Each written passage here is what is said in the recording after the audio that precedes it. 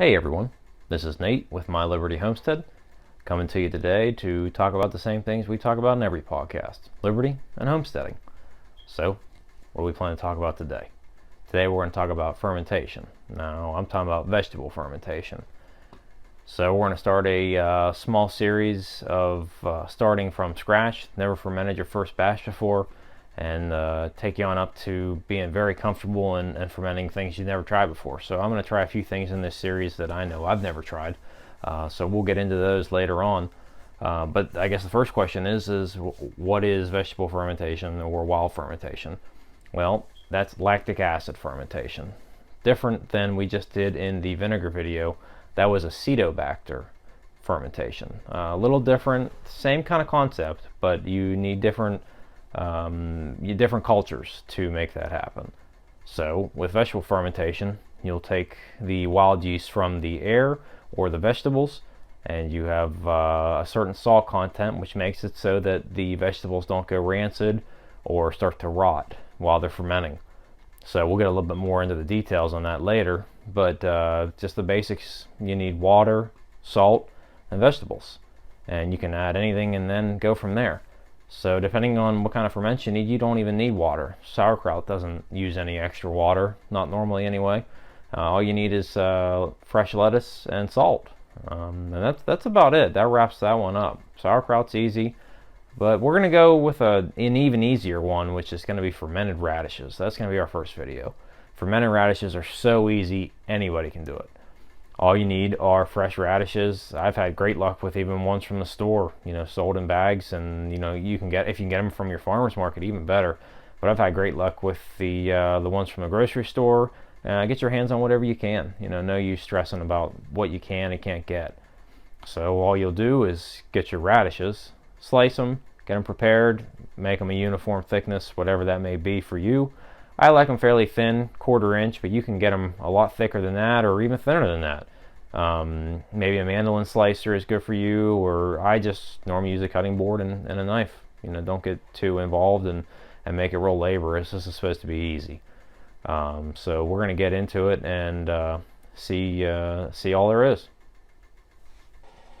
Okay guys, so let's talk about what we're going to need to ferment our radishes. Some real simple stuff, obviously. Going to need the radishes. You can pick these up at, like I said, at your farmer's market or from the grocery store. You'll need a cutting board, a knife, any kind, whatever you like. I like a chef's knife. That's my choice. You can use a mason jar. That's what I'm going to use this time around, just because it's easy and convenient. Wide mouth. And I like the plastic lid. You can use the regular seal ones, but they seem to rust after a little while. So the plastic ones are better. They help prevent the carbonation from the radishes and from any other ferment. So it makes it a little more convenient. And you'll need salt. So you can use any kind of salt, iodized salt, pink salt, which is what I have. You can use Morton salt, kosher salt, doesn't matter. Choose any salt you want, anything you have. Let's talk about the salt. So what you're going to use the salt for is making the brine solution for the radishes. So typically a 5% solution is what's standard. You can do a little less, a little more. I normally do a little less. For a standard quart-sized mason jar, that's about 1.5 tablespoons of salt, at least for like a thicker grain salt like you see here. So these are fairly big chunks, pretty good size. So like I said, 1.5 tablespoons, and it normally mixes up a lot easier if you have hot water or at least warm water. So I'll fill this up about halfway with warm water, and then top it off when we get done, and we'll go from there. Okay guys, so one important thing to note: if you're going to use hot water or even warm water, if you're going to combine it with salt like I am to help dissolve it, you want to make sure that the water is completely cold before you combine it with the radishes. As we talked earlier, the wild yeast that are on the radishes will be killed by the high heat. So if that's what you plan to do, then you got to make sure it's completely cold or cool before you combine the two together. So we're going to get these two together, and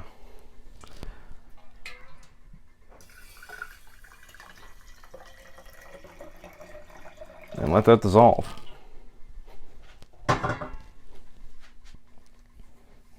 Real simple with the radishes here. All you're going to do is cut the ends off and cut them to whatever thickness you think. Real thin, real thick, whatever your preference is. And you're just going to cut all the ends and repeat till you're all finished.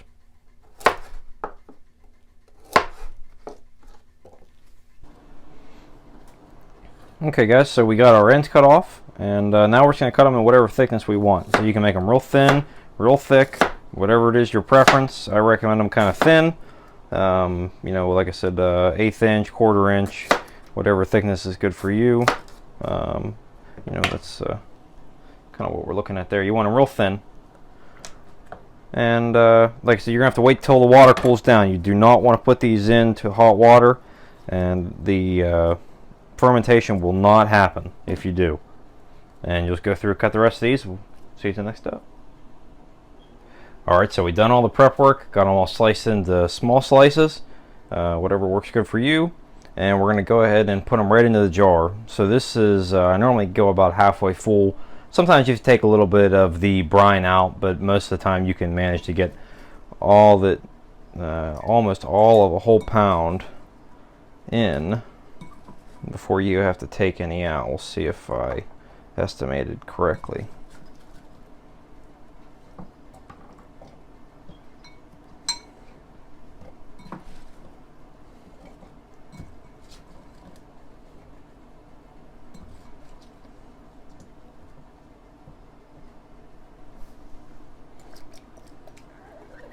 Oh, we did good.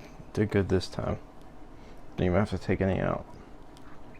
And this is something you can just top off with a little bit of water. You want it to be as full to the top as you can make it, with obviously without overflowing to the bottom of the seal. Right about there is where I'd recommend.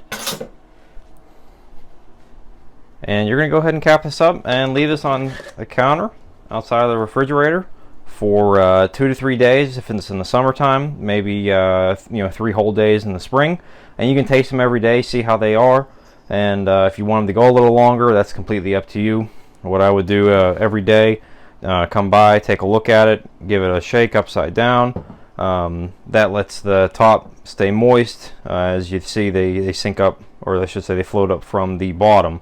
So you just want to kind of give it a shake and vent the air off. You'll just crack the top every day, come over, and because gas will build up on those. So like I said, every day, or as often as you remember, twice a day, 3 times a day, come by, just give it a shake, and then crack the seal on it and let the gas off. And we'll come back and check it out again in a few days. Alright guys, I think that wraps up our video for today. Join me next week, please, and we're going to get into doing sauerkraut, and later on we're going to do some condiments, whatever we can get our hands on. We're gonna make it great and try and get these involved in our daily life, and something we incorporate into maybe every meal. That'd be great. I think that's great for us, and that's a great way for us to reclaim our health. Please subscribe to my channel. I really appreciate, you know, every subscriber I have, and if you have any comments or feedback, please leave it below. I'd love to hear from you, and I'll be seeing you next week. Thanks a lot.